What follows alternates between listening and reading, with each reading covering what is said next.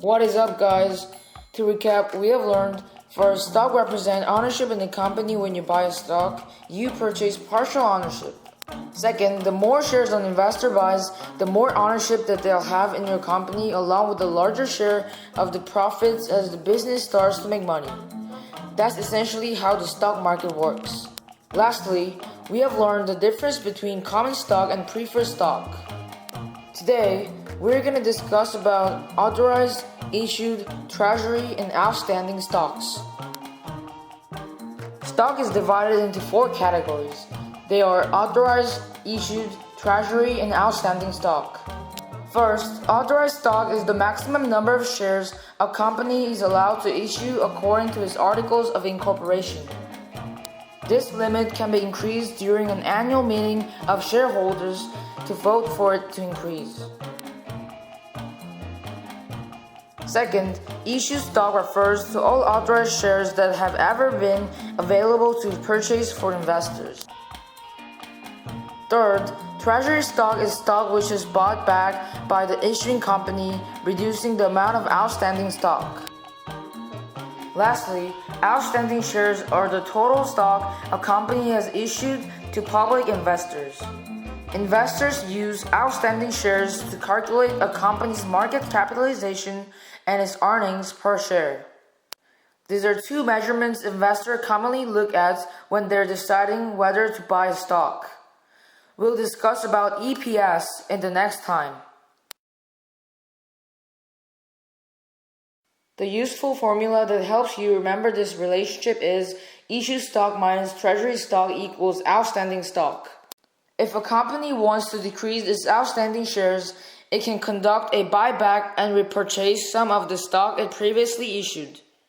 A company might want to do this if it thinks its own stock is a good investment or that its stock is undervalued. On the other hand, a company can increase its shares outstanding by doing a stock split. This decision doubles the company's number of outstanding shares while having the price of each share. Now, here we have 2 stocks I'm going to talk about today, Disney and Netflix. Based on the article on March 2020, video streaming website Netflix has overtaken Disney to become the America's most valuable media company. We probably all know Netflix as the king of the video streaming industry. I'm also sure that Disney probably needs no introduction as it has been a household name for decades. Now, we'll briefly discuss each of these businesses. So let's start with Netflix. Netflix is a streaming platform which is the leader in its space with 167 million subscribers worldwide. The company only makes money in pretty much one way, which is from user subscriptions, which are priced anywhere from $7.99 to $13.99 a month. Netflix has 3 types of content, which are as follows. First, original content, which is what they produce. As the battle for content has intensified, Netflix has increased its spending on original series, including House of Cards. Second, own content, which is content that they've previously purchased. Good example of own content is Pokemon. Based on Forbes, some highlights for June including the 23rd season of Pokemon Journeys, which is now exclusively on Netflix. Lastly, licensed content, which is content that they actually have to pay in order to be able to use. And this is a contract that gets updated either every year or every few years. Good example of this is that Disney is taking back Avengers Infinity War in this June, which is not good for Netflix. Now let's move on to Disney. Disney is an absolute Goliath company that I'm sure we all know. They operate in 4 main segments which are as follows. First of all, we have media networks, which is comprised of their own television networks and film brands, which includes ESPN, Disney Channel, National Geographic Channel, and so on. Then we have parks experiences and products, which are their parks, hotels, cruise lines, live performances, merchandise, and so forth. Up next is studio entertainment, which are their film and music studios, which includes Walt Disney Pictures, 20th Century Fox, Marvel and Star Wars, which is my favorite. And lastly, we have direct to consumer, which are their streaming platform and services. Since Disney is a massive company, I don't want to focus on every aspect of the business.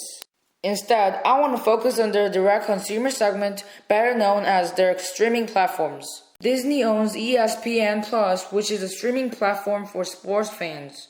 They also owns a majority stake in the fourth largest streaming platform known as Hulu, following only behind Netflix, Amazon Prime, and Disney Plus.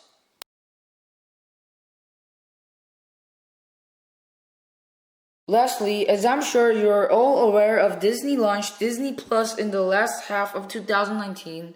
And since then, Disney Plus has grown to over 50 million subscribers in under a 6 months' time, which puts Disney Plus as the third largest streaming platform in the entire world, and currently the fastest growing streaming platform. Netflix has about 163 million subscribers, whereas on the other side, ESPN Plus has about 4 million subscribers, Hulu has about 30 million subscribers, and Disney Plus has about 50 million subscribers. So Disney has a total of, let's say, roughly 85 million subscribers, give or take. It's important to remember that Netflix has to license a lot of content from Disney, and maybe of the different brands that Disney owns. So Netflix need to pay a lot for the rights to use some other content.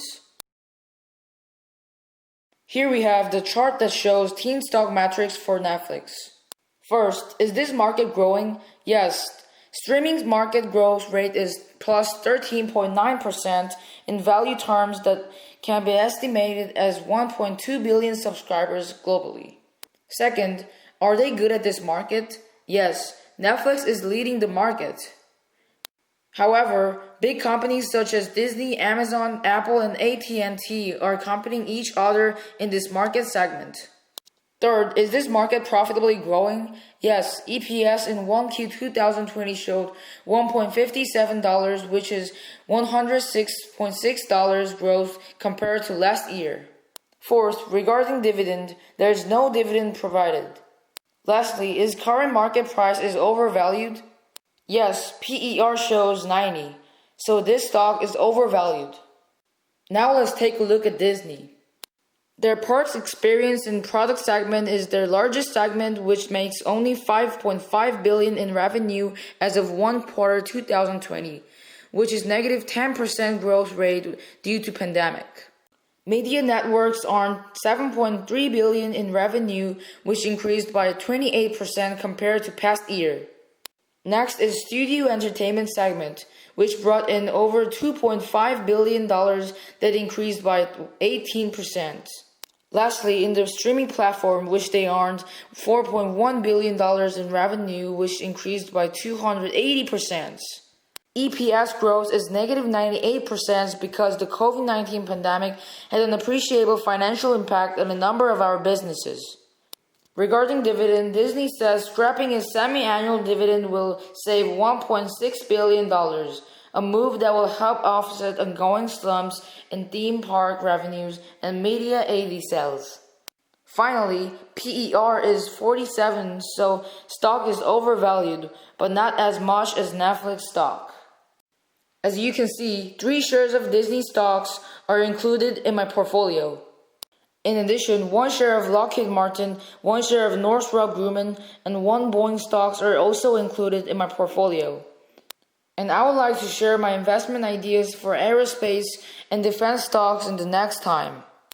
Today, I've discussed about outstanding stocks and investment ideas for Netflix and Disney. Next time, what I'm going to do is to discuss about EPS and investment ideas for aerospace and defense stocks. Hope you guys enjoyed today's video and you're gonna show me some love by smashing thumbs up button and leave me a comment down there on your opinions. See ya!